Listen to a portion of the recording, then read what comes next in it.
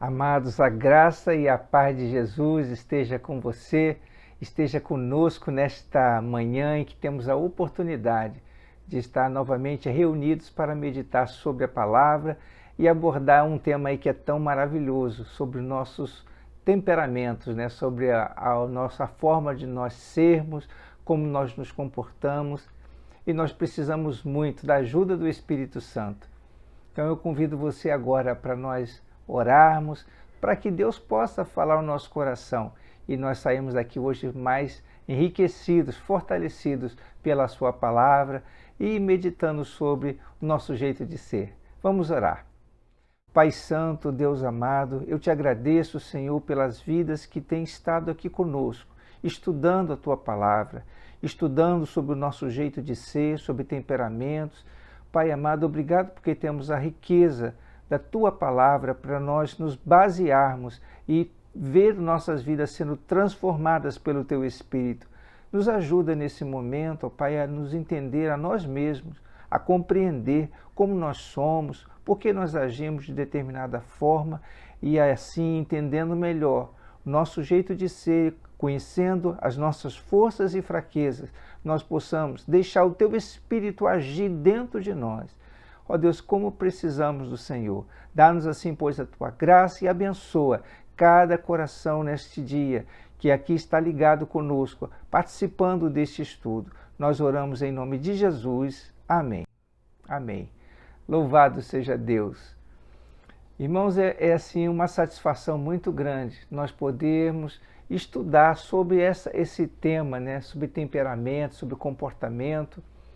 Veja, nós temos abordado esse assunto e você deve estar se perguntando, né? Mas por que estudar assim um assunto sobre temperamentos, né?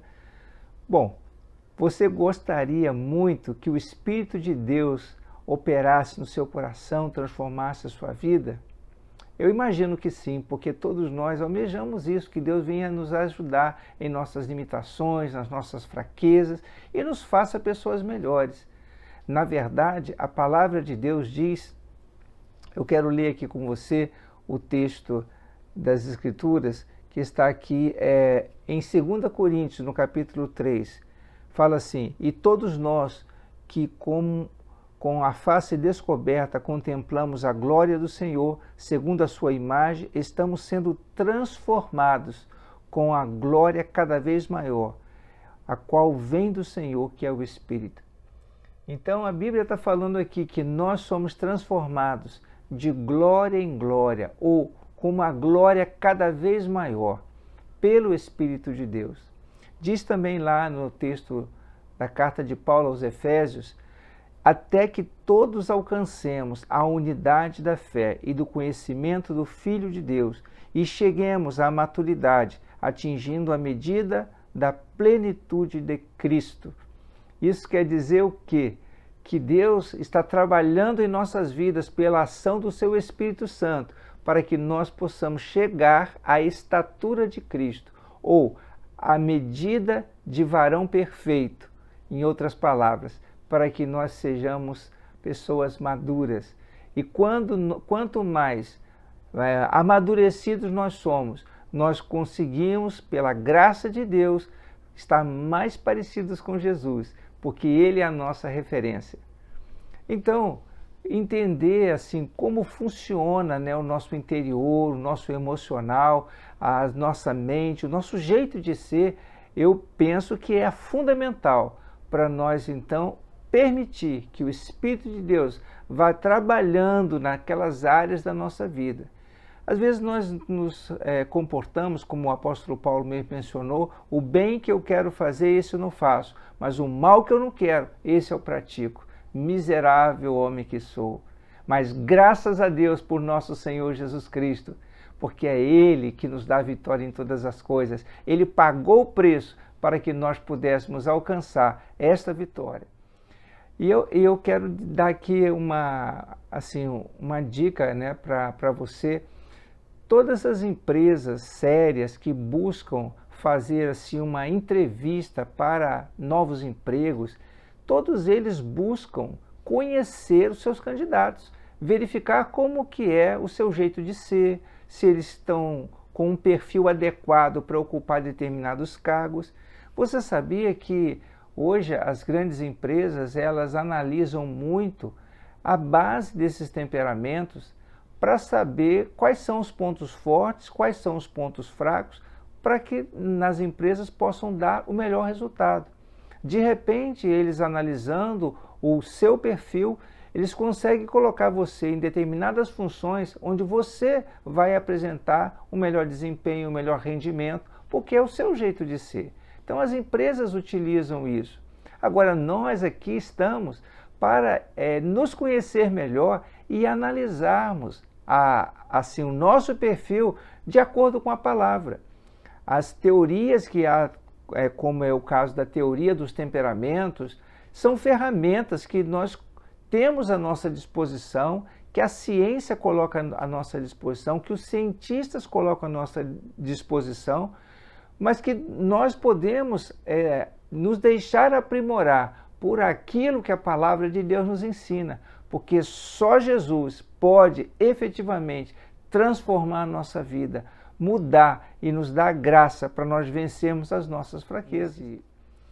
Neste encontro desta manhã, nós vamos abordar sobre os pontos fortes e que são as virtudes de cada temperamento, cada tipo de temperamento, e também as fraquezas, que são os pontos fracos. Nós vimos na semana passada assim, as características de um modo geral, né, de cada temperamento. Hoje nós vamos descer um pouco mais em detalhes sobre os pontos fortes e os pontos fracos. Antes, porém, eu quero trazer aqui um alerta, né? Quando as pessoas estudam sobre temperamento ou começam a estudar sobre personalidade humana, isso traz como toda ferramenta que é utilizada, pode trazer mau uso da ferramenta. Quando você tem um instrumento novo que você compra ou uma ferramenta, você deve saber usá-la, né? Imagina você pegar uma ferramenta e você não conseguir usar direito, você pode até se machucar. E é assim que muitas pessoas fazem com determinadas ferramentas que utilizam. E eu quero, antes de entrar na questão dos pontos, das forças do temperamento e das suas fraquezas, eu quero fazer aqui algumas considerações que são importantes e alertas para que a gente não utilize de maneira inadequada a ferramenta que Deus tem colocado à nossa disposição. Bom, a primeira coisa que a gente tem que ver que pode ser um mau uso dessa ferramenta, como eu falei, às vezes empresas têm utilizado essa base da teoria dos temperamentos para fazer análise de perfil de candidatos ao emprego. E às vezes, naquele que começa a estudar sobre temperamento, começa a analisar as pessoas e fazer julgamento. E de maneira assim inconsequente ou de maneira sem nenhum cuidado, começa a dizer, olha, você é colérico, você é fleumático, você é sanguíneo. E começa a fazer classificação, mas muito com base nas fraquezas do temperamento. Como nós já vimos aqui, nenhuma pessoa ela tem assim, primeiro um temperamento ali característico. Nós temos uma mistura de temperamentos, onde normalmente aparece um que é mais predominante. Segundo, cada temperamento tem os seus pontos fortes, que são as forças do temperamento, que são virtudes que cada um possui dentro daquele temperamento, como também tem as fraquezas. Então, você abordar e rotular pessoas pelo temperamento e, sobretudo, ressaltando pontos de fraqueza, você vai estar fazendo uma coisa que a Bíblia condena, que é julgando o seu semelhante. E ao invés de você estar utilizando a ferramenta para conhecer melhor você mesmo e analisar quais são aqueles pontos que você precisa aprimorar e pedir a ajuda do Espírito de Deus, você vai estar usando de maneira inadequada se você estiver usando para julgar os outros ou outra coisa que acontece, a pessoa começa a utilizar a ferramenta para ridicularizar o outro. Ah, você é assim porque é o jeito do colérico. O colérico é assim, explosivo, é assado. Ah, você que é melancólico, fica com aquela tristeza, com aquela depressão, sai disso e não sei o que e tal. Então, aí começa a caracterizar as pessoas de acordo com o temperamento, mas pelas fraquezas, e sem nenhum cuidado, ou sem a intenção de ajudar. Você pode até falar com a pessoa sobre característica do temperamento dela, mas com qual objetivo? Com o objetivo de ajudar, de contribuir, de favorecer a melhoria dessa pessoa, contribuir de alguma maneira para que ela se torne melhor, de acordo com a palavra. Então esse é o cuidado que nós devemos ter. Outro erro também, que é um mau uso da ferramenta, às vezes uma pessoa, por exemplo, uma pessoa solteira, ela está assim, né, com intenção de se casar e começa a examinar o temperamento. Ah, esse temperamento aqui dessa pessoa não bate muito com o meu e aí vai dar problema, vai dar dificuldade. Mas espera aí, você está dizendo então que o temperamento não pode ser transformado naqueles pontos fracos da pessoa, nas fraquezas. Você não está crendo ou não está acreditando que o Espírito de Deus pode mudar a pessoa. Ou então você vai contratar um empregado, aquele que é, né, dono de uma empresa ou que vai realizar um determinado negócio. Aí não, deixa eu analisar bem o temperamento dessa pessoa aqui, porque pode ser que ele não dê o temperamento dele para o serviço que eu estou fazendo. Como eu falei, empresas utilizam a ferramenta de análise de perfil de uma maneira muito, vamos dizer assim, cuidadosa, para poder ver qual é a habilidade necessária para determinados cargos. Por isso que elas examinam o perfil com auxílio de psicólogos, com auxílio de profissionais de recursos humanos, para poder analisar direitinho a coisa, mas de uma forma estruturada, fundamentada, não é de qualquer maneira. E porque você pode estar roubando a oportunidade de uma pessoa assumir um determinado papel ou de assumir uma determinada função, uma atividade, um trabalho, simplesmente porque você fez uma análise preliminar do temperamento da pessoa e julgou que ela não seria capaz. E nós estamos aqui fazendo questão de enfatizar que o Espírito de Deus é poderoso para transformar as nossas vidas e nos fazer capazes, nos fazer mudados, regenerados dentro daquelas áreas que são nossas fraquezas. Então você, como servo de Deus, você que crê na palavra do Senhor, não vai e não deve utilizar a ferramenta de uma maneira inadequada, de uma maneira para tirar e roubar a oportunidade das pessoas. Um outro erro também, como eu ainda há pouco falei, né, se você acaba rotulando pessoas de acordo com as fraquezas do temperamento dela e por isso você a caracteriza dessa forma, você pode estar fazendo um dano muito grande na vida psicológica dessa pessoa. E o constrangimento psicológico é muito maior, é muito pior, muitas vezes, do que o constrangimento físico. Então, esse tipo de coisa não contribui em nada para o desenvolvimento das vidas a quem nós devemos amar e abençoar. As Escrituras diz aqui para nós, eu quero ler aqui com você: quem é você para julgar o servo alheio? É para o seu Senhor que ele está de pé ou cai. E ficará de pé, pois o Senhor é capaz de sustentar. Então, Deus é poderoso para transformar as vidas e fazer delas bênçãos em todo lugar onde elas estiverem. Diz também lá em Efésios, no capítulo 4, no verso 2, sejam completamente humildes e dóceis e sejam pacientes, suportando uns aos outros com amor. Tudo que nós fazemos uns aos outros deve ser com base no amor. O amor é a essência de Deus. E se nós somos filhos de Deus, nós devemos cultivar essa essência na nossa vida. Uma dica aqui, não se ponha a analisar o temperamento de uma pessoa, a não ser que isso contribua para melhorar a sua relação com ela, melhorar essa pessoa. Porque quando nós estudamos também sobre temperamentos, é para melhorar as relações interpessoais, a comunhão entre as pessoas, a forma de se entrosar num relacionamento conjugal, a forma de se entrosar com filhos. Nós vamos aí na próxima semana ter aqui a nossa irmã Miriam, vai estar compartilhando conosco algumas coisas práticas sobre a questão dos temperamentos na vida familiar, no nosso dia a dia. Como é que é o nosso dia a dia, conhecendo aí as características do nosso temperamento, quem nós somos.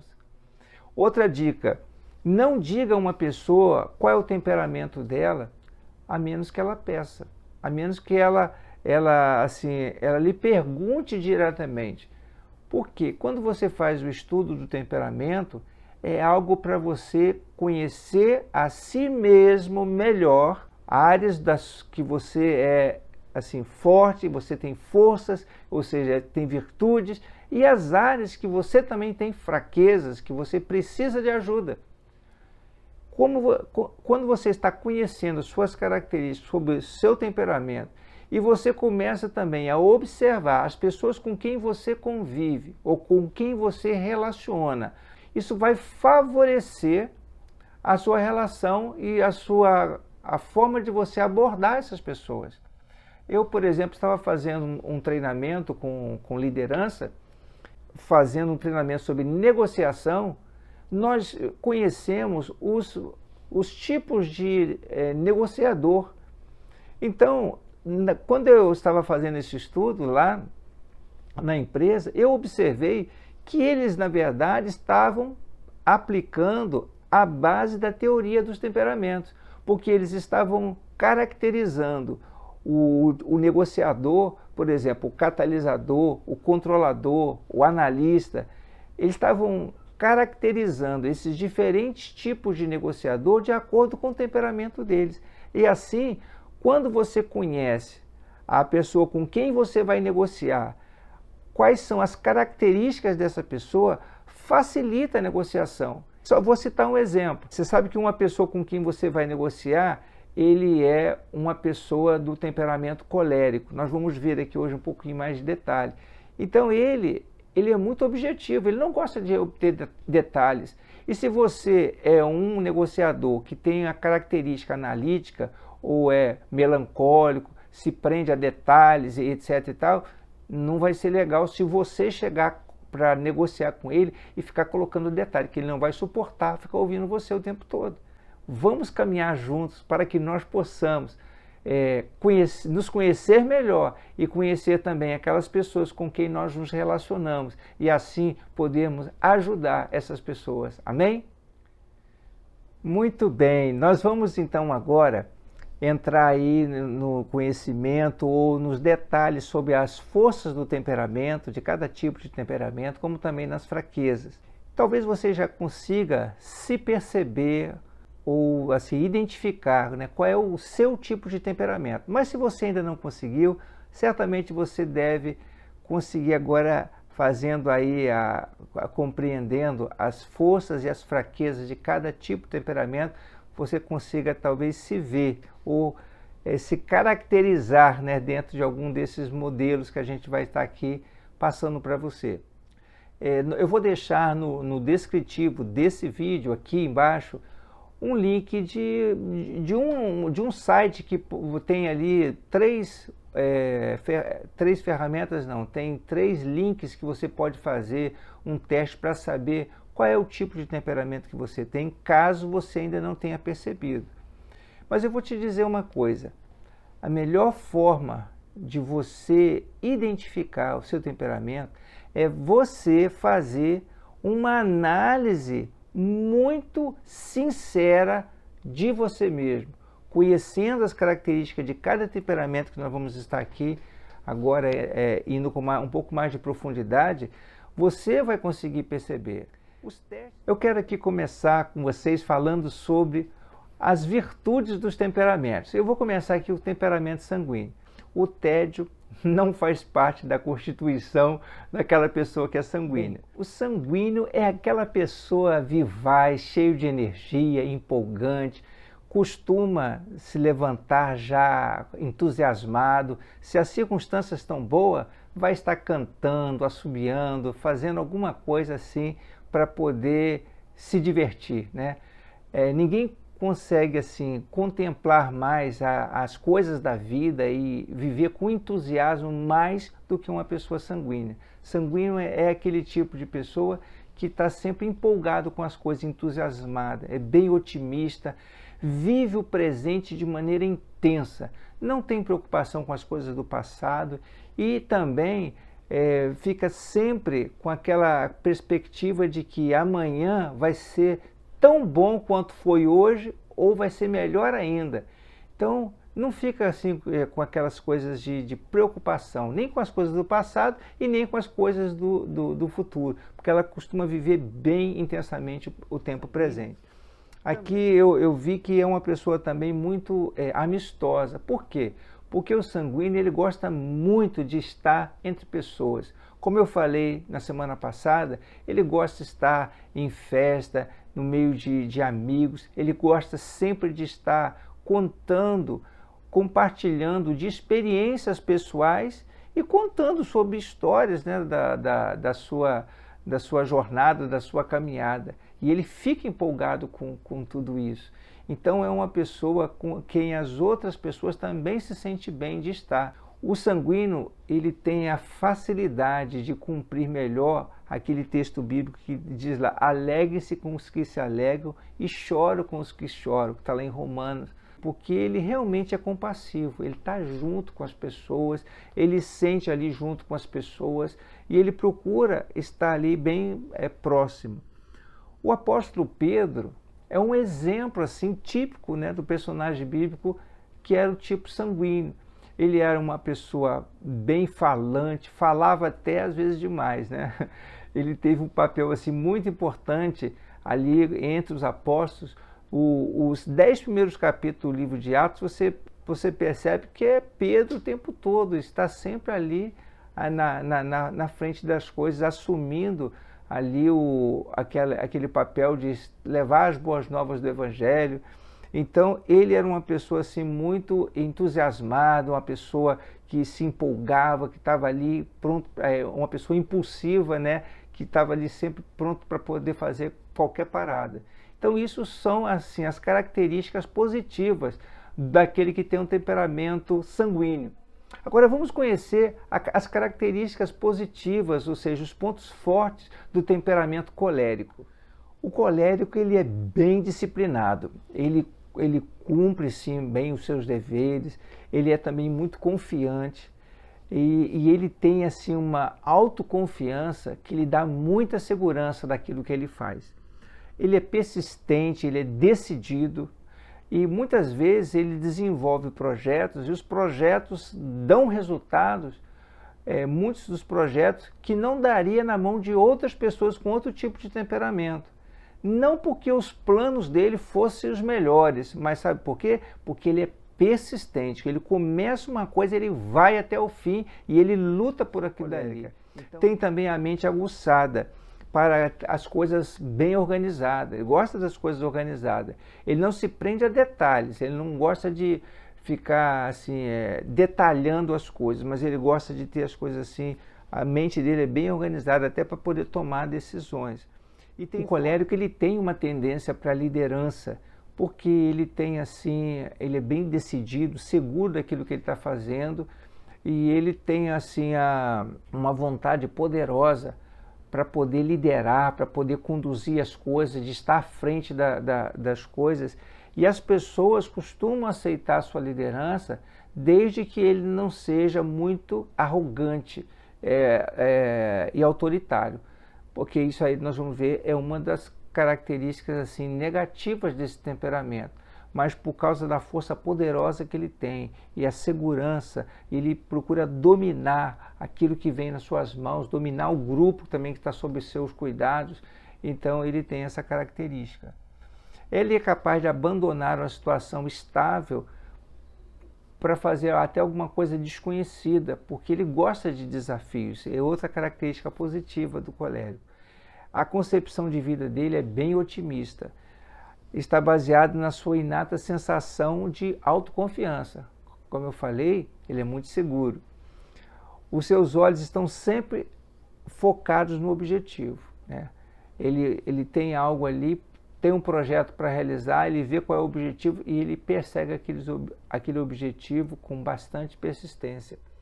O apóstolo Paulo é um exemplo típico, é um personagem da palavra de Deus que caracterizava-se pelo temperamento colérico, né? Paulo era persistente nas coisas que ele colocava. Ele diz lá na carta aos Coríntios, né? Ele fala assim: todo atleta em tudo se domina, aqueles para alcançar uma coroa corruptível. Nós, porém, a incorruptível. Assim corro também eu, não sem meta, assim luto, não como desferindo golpes no ar, mas esmurro meu corpo e reduzo a escravidão, para que, tendo pregado a outros, não venha eu mesmo a ser desqualificado. Então, Paulo é esse tipo de pessoa, assim, persistente, dá duro, ele não deixava mole não as coisas, ele estava ali, eu não tenho a minha vida por preciosa, contanto que cumpra com alegria a carreira e o ministério que eu recebi do Senhor. Então, Paulo, ele era esse tipo característico ali do temperamento colérico, uma pessoa determinada a alcançar o resultado. Bom, agora, o temperamento melancólico, né? Como é que são as características positivas desse temperamento? O melancólico, ele é muito sensível. Ele é sensível, ele é também contemplativo em relação aos verdadeiros valores da vida.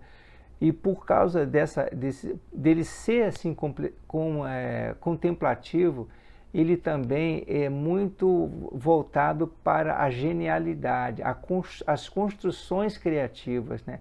Ele tem muita criatividade na construção de coisas.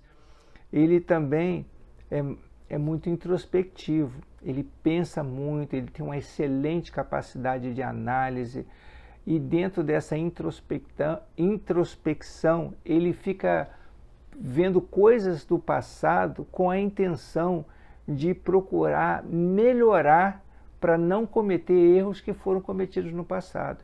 Então, essa é uma capacidade que ele tem, né, de fazer essas análises, né, de se voltar para dentro de si mesmo. Agora, às vezes ele parece ser chato. Por quê? Porque ele analisa as coisas e levanta a questão de problemas que pode acontecer dentro de determinada situação, determinado projeto, algum negócio que vai ser realizado. Porque ele tem um lado perfeccionista. Então, esse lado perfeccionista dele leva ele a fazer essas análises e a verificar os possíveis pontos onde pode dar problema, onde dá erro. E aí ele aponta. E às vezes ele parece até ser um pouco chato por causa disso. O melancólico também é uma pessoa muito fiel. Ele tem dificuldade para fazer relacionamento, porque por causa desse jeito de ser, né, de perfeccionista, de buscar as coisas tudo certinho, então às vezes ele fica também com dificuldade de se aproximar das pessoas ou de ter relacionamento com as pessoas. No entanto, ele quando faz amizade, ele é muito fiel. Ele permanece ali e luta pelaquela amizade que ele tem. O melancólico também, ele é raro ele ficar em evidência, em ficar assim aparecendo, porque ele é mais pro lado dele, mais introspectivo, mais tímido. É dotado de uma maravilhosa capacidade de conhecer as suas próprias limitações. Ele é muito autocrítico. Ele procura estar sempre se examinando, né, em relação aos seus defeitos, às coisas que ele precisa melhorar, e por isso raramente ele se compromete em fazer mais do que pode, né? Ele é bem consciente em relação a isso e possui a tendência de ser reservado e raramente expõe as suas ideias e dá palpites, mas assim, espontaneamente. Mas quando ele é indagado e perguntado, você pode ouvir direitinho o que ele tem a dizer, porque tem coisas importantes. Ele vai apontar situações onde poderia dar um problema, e se você ouvir, certamente você vai se livrar. Moisés, grande líder de Israel, era um exemplo típico de melancólico, né? A Bíblia fala que ele era um homem poderoso de palavras. Lá em Atos, no capítulo 7, fala isso. Ele também recusou ser chamado filho da filha de Faraó, preferindo ser maltratado junto com seus irmãos. Isso demonstra assim, aquele lado do melancólico, de ser abnegado, de passar pelo sofrimento, de se colocar à disposição, de ser ali próximo dos seus familiares, dos seus irmãos. No momento que Deus propôs fazer de Moisés um povo numeroso, quando Israel estava sempre pisando na bola, o que aconteceu? Moisés, ele se colocou do lado do povo, ele intercedeu pelo povo, se compadeceu do povo. Como eu tenho falado, né, o melancólico, ele tem esse lado assim de ser fiel, de assim, estar junto mesmo com aquelas pessoas com quem ele aprendeu a amar e a cuidar. Foi a ele que Deus deu os meticulosos detalhes do tabernáculo, as coisas da lei, tudo de maneira bem ordenada. Foi justamente ao melancólico, porque ele é detalhista, ele gosta do perfeccionismo. Isso é uma coisa assim específica, característica, né, do temperamento melancólico. Bom, fleumático agora, as características positivas do fleumático. Bom, o fleumático, ele não se perturba com qualquer coisa. Ele é uma pessoa bem-humorada, é uma pessoa assim que assim, é bom ouvinte, ele gosta de sentar com a pessoa e ali tem paciência para ouvir, se bem que ele não se envolve muito com a pessoa, porque ele tem essa capacidade de, até de não se envolvendo muito, ele é mais objetivo naquilo que trata. Ele é um bom conselheiro, porque ele está uma pessoa diferente do colérico e do sanguíneo, que não poderia ficar muito tempo sentado ouvindo uma pessoa. Ele não, ele já fica ali mais tempo para poder ouvir. O fleumático também é uma pessoa muito digna de confiança. Ele é um amigo fiel, assim como é o caso do melancólico, né? Embora ele não costuma ficar assim muito próximo, mas ele é também uma pessoa que merece confiança e ele é fiel. Ele é prático, ele é eficiente, ele procura ver a melhor forma de desenvolver ou de executar um trabalho sem muito esforço. Então ele procura ser mais prático. O fleumático não costuma tomar decisões assim repentinas, né? Ele procura fazer as coisas descobrindo sempre aquele modo prático, para ter menos trabalho, menos custo, mas ele não toma assim decisões rápidas. E sob tensão ele trabalha bem. O fleumático também ele é assim metódico, né? A sua mesa é sempre bem organizada, porque ele procura colocar. Ele já aprendeu que colocando as coisas tudo no lugar certo vai poupar trabalho, vai poupar tempo na execução daquilo que precisa fazer. Então ele procura ser dessa forma bem prático. Bom, uma pessoa que nós podemos citar como exemplo do temperamento fleumático, né, do personagem bíblico, é Abraão, o nosso pai da fé. Abraão era um homem assim pacificador. A Bíblia e essa é uma característica, né, algo que caracteriza bastante o jeito de ser do fleumático. E Abraão, quando ele estava com aquela dificuldade lá com Ló e os pastores deles, né, que estavam em contenda, em conflito, Abraão chamou Ló e falou assim: ô Ló, vamos resolver essa situação aqui. Faz o seguinte, essa terra é tão grande, escolhe aonde você quer ir. Se você escolher para a direita, eu vou para a esquerda. Se você escolher a esquerda, eu vou para a direita. E aí eles resolveram aquela situação lá, tudo numa boa. Também outra situação que caracteriza essa questão do temperamento de Abraão, quando houve uma guerra lá na região de Canaã, roubaram toda as fazendas de Ló. Abraão, quando soube que o seu sobrinho tinha sofrido aquele problema, ele logo, imediatamente, se levantou, reuniu os homens e foi lá em busca dos seus pertences. E o que ele fez? Ele trouxe tudo de volta, conseguiu resgatar tudo. E ele não trouxe nenhum alarde, né? Ele não quis aparecer diante de todo mundo, eu fiz, eu aconteci, não. Bem na dele, ele foi lá, entregou o seu dízimo a Melquisedeque e deu lá as coisas dos outros reis, né? Os reis de Sodoma, não quis receber nenhuma premiação por aquilo. Então esse é o jeito de Abraão. Lutou ali pela sua família, porque isso é também algo, como eu falei, o fleumático, ele é assim muito fiel à sua família, aos seus amigos. Ele viu que deu problema, ele está lá junto para poder auxiliar no que for necessário. Então quero ver agora com você outros aspectos, né? Agora os aspectos negativos de cada temperamento. Falando logo início, né, sobre o sanguíneo ele é pouco prático, né? Ele é bem desorganizado, a natureza dele é mais agitada, é turbulenta, né? Ele, devido a esse espírito inquieto, raramente ele é um bom estudante, porque ele tem dificuldade para se concentrar. Usualmente ele impressiona pelo poder da sua personalidade dinâmica, mas o seu maior problema é que ele é pouco decidido e é indisciplinado. Ele não tem muita preocupação com essa questão de horário, com a questão de compromisso, ele se esquece com facilidade daquilo que ele prometeu.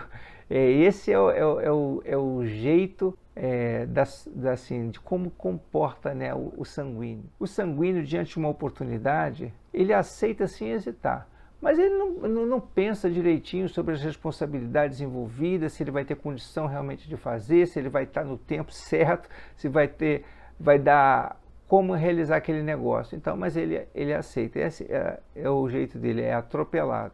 Ele adora agradar as pessoas, né? Então, se lhe é oferecido alguma coisa de oportunidade, ele, para agradar, ele já aceita logo, mas não mede um pouco as consequências. Talvez a parte mais delicada de fraqueza do temperamento do sanguíneo seja ele em alterar seus princípios morais de acordo com o meio ambiente em que ele está, ou de acordo com as pessoas com quem ele convive. Então isso é muito frágil, né, dentro do temperamento sanguíneo, porque ele gosta muito de agradar as pessoas, ele gosta muito de estar bem com todo mundo, e ele aí pode até mudar um pouco a respeito dos seus princípios morais. E aí é onde ele tem que tomar cuidado. Pode em alguns momentos tornar-se desagradável. Por quê? Porque ele fala demais, ele gosta muito de contar casos, está sempre, né, colocando, como aconteceu com o apóstolo Pedro, né, que teve uma hora até que ele falou: não, Jesus, eu estou contigo em todos os momentos e tal. Aí assim: Pedro, você não é bem assim não. Você vai me negar antes que o galo cante 3 vezes. Não, Senhor, eu estou contigo, né, até a morte. Mas às vezes fala, mas não era bem aquilo que estava para acontecer, né? Porque Jesus sabia perfeitamente suas limitações, conhecia suas fraquezas. As necessidades espirituais básicas, né, do sanguíneo seria o quê? A abstinência e autocontrole. Ele precisa muito abrir mão, porque como ele se sente às vezes fraco e aí não consegue ceder à tentação, então ele tem que se preocupar muito com essa questão da abstinência, com autocontrole, paciência, com fé, acreditar mais, né? Crer no Senhor para que Deus possa cumprir e realizar seus propósitos através da vida dele. Bom, o colérico. O colérico, assim como tem virtudes admiráveis, ele também tem traços de fraquezas muito graves. E aqui uma coisa que se salienta na vida do colérico é o que? A sua insensibilidade, a ira, a impetuosidade e a autossuficiência. Essas coisas são as coisas mais fortes dentro do temperamento colérico. A sua ira, a insensibilidade, ele não tem muito tato para poder lidar com as pessoas. Normalmente não tem compaixão e tem a tendência de ser duro e indiferente. Pode tornar-se violento e agressivo. E ainda, após explodir, ele continua guardando rancor. Quer dizer, faz a explosão, estoura e ainda continua guardando rancor. Normalmente aparecem vestígios de crueldade em lidar com as pessoas. Uma questão do colérico é que ele, a menos que ele seja incutido, né, princípios morais muito fortes, ele é disposto até a burlar leis e a fazer qualquer negócio para alcançar aquilo que ele deseja. Ele é impetuoso porque ele é decidido e acaba envolvendo-se em situações que às vezes se arrepende depois. Mas devido à sua obstinação, ele costuma ir até o fim.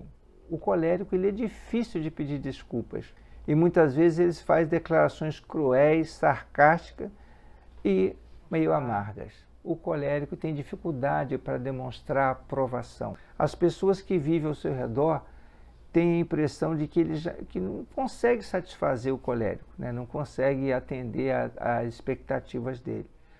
As principais necessidades assim, espirituais da vida do colérico é o quê? É o amor, a paz, a bondade, a paciência, a humildade e a benevolência. Isso são características que precisam bastante ser desenvolvidas na vida espiritual do colérico. Eu quero agora abordar sobre os pontos negativos do melancólico.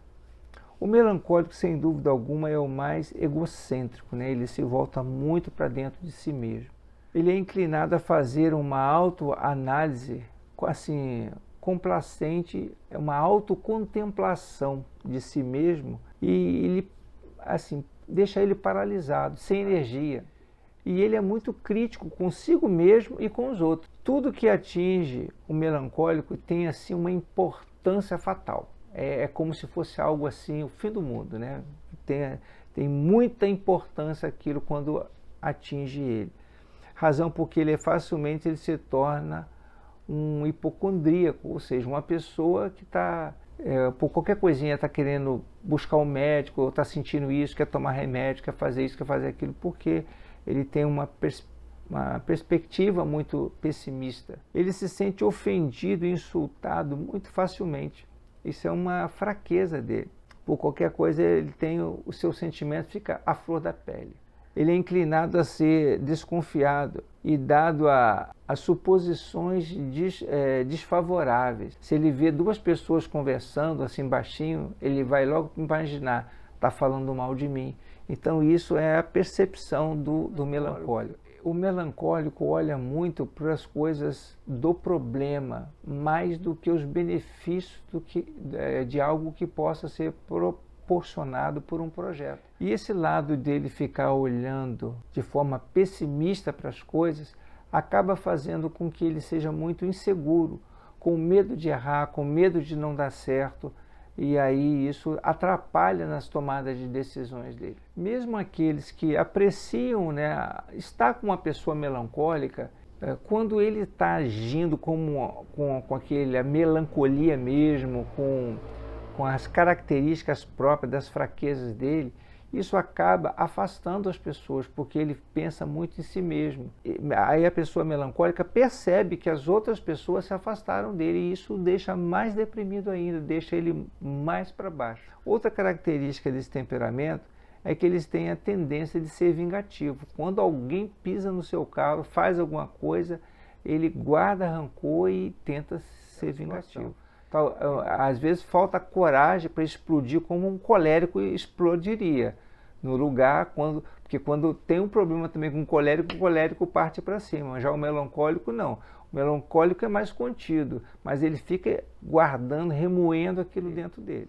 As suas necessidades espirituais mais básicas são o quê? O amor, a alegria, a paz, a bondade, a fé e o autocontrole, né? É o que o melancólico aí precisa buscar.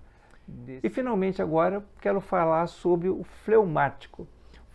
As suas características negativas, as fraquezas, né? O fleumático ele tem algo assim marcante, né, na vida dele. Ele tem a tendência de ser bem moroso e indolente, ou seja, ele é devagar e quase parando. Frequentemente ele parece estar arrastando os pés, porque ele não gosta de se envolver para não dar mais trabalho para ele. A sua falta de motivação tende a transformá-lo num espectador da vida, ele está sempre vendo aí as coisas, como é que tá as coisas acontecendo.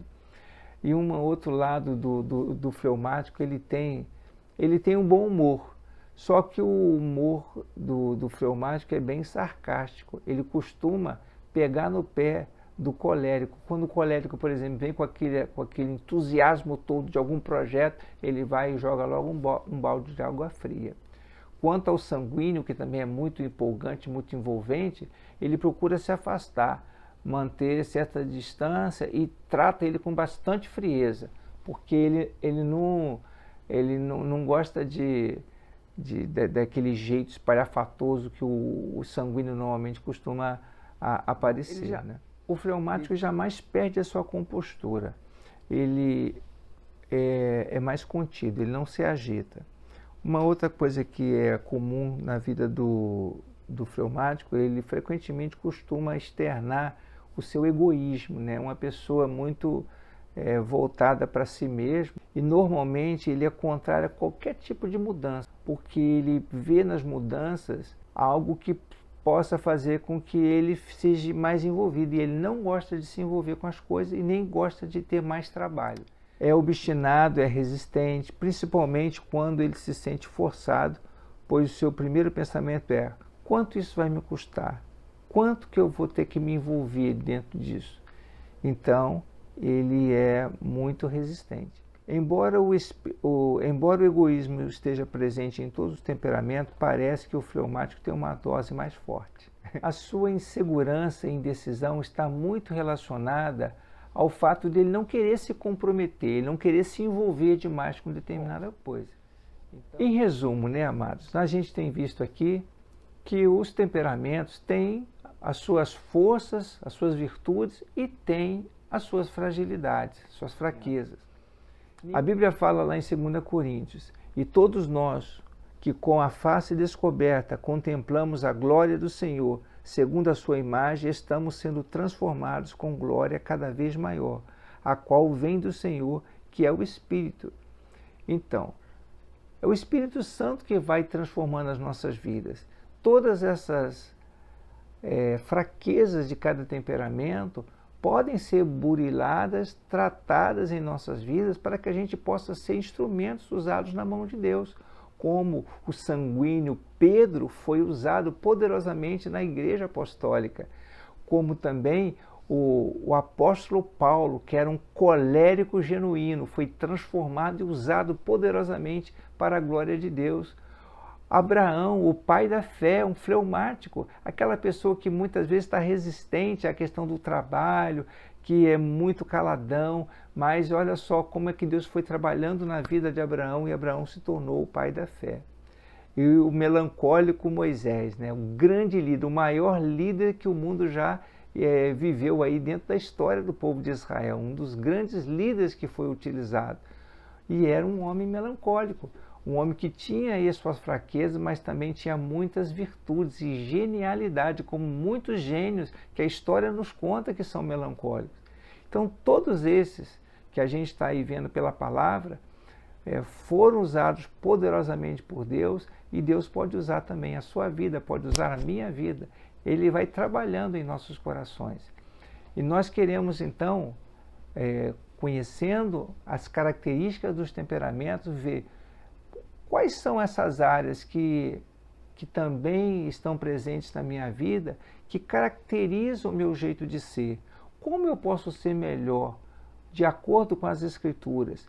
Nós vamos na nossa próxima aula da semana que vem, aí a irmã Miriam vai estar compartilhando conosco algumas coisas práticas da nossa vida, do nosso dia a dia, e que nós podemos aplicar a palavra e deixar o Espírito de Deus trabalhar, para que a gente possa também se tornar vidas cheias da graça do Senhor. Como diz as Escrituras, de glória em glória, de fé em fé, nós somos transformados pelo Espírito do Senhor.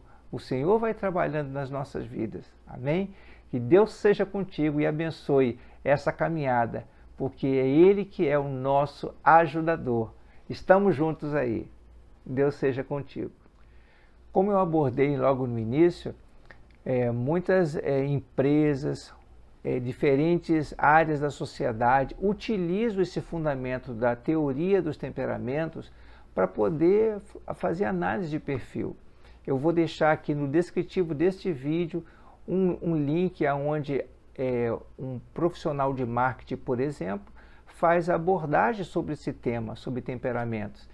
E se você desejar fazer um teste para ver qual é o seu tipo de temperamento, você pode acessar lá o site, tem lá alguns links para você fazer o teste, para você verificar, porque é importante você buscar o autoconhecimento, né? Quem você é, como você é. E agora, através das Escrituras, ver como que o Espírito de Deus trabalha na nossa vida para nos fazer melhores. E aí nos assistir no meio das nossas fraquezas. E nós vamos caminhar dessa forma, estudando e conhecendo melhor quem nós somos, para que nós sejamos instrumento nas mãos do Senhor. Que Deus abençoe ricamente a sua vida.